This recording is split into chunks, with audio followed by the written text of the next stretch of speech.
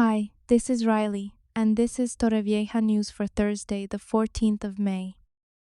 Let's start with some exciting news for the town's seafront. The new Paseo del Mar Leisure Center is officially set to open its doors next month. This is a massive €61 million project in the port area that's going to bring about 400 new jobs to the local community.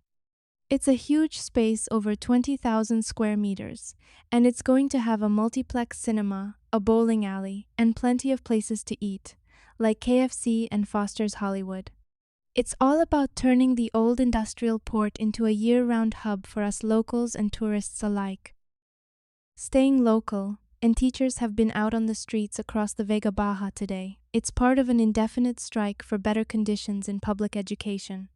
We saw marches in Los Montesinos and a big green tide protest in Orihuela at the Glorieta Gabriel Miró.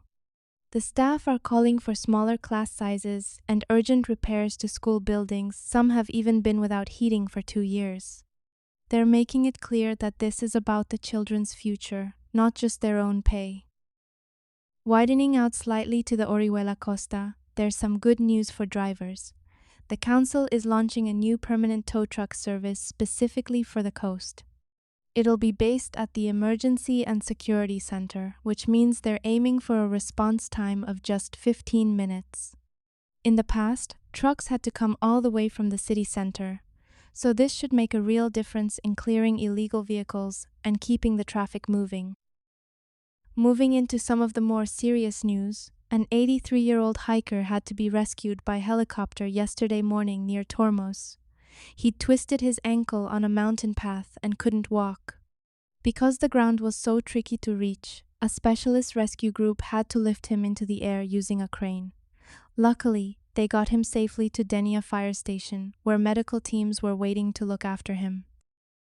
And finally, a man has been sentenced in a Torrevieja court for a truly awful act of animal cruelty. He was found guilty of beating his partner's cat to death in what the judge called a deliberate attempt to cause his partner psychological harm. It turns out he was also wanted by authorities back in Colombia, so the court here is now working to have him extradited to face justice there as well. It's been a busy day for the region, from major new developments at the port to important community protests. There are many more stories on the website that we didn't have time to fit into this briefing. I'll be back with more updates for you tomorrow, along with the weekend events roundup. Remember, visit thisistorrevieja.com for the latest, and follow or subscribe to this briefing if you are listening on a podcast platform to make sure you don't miss an update. Enjoy the rest of your Thursday.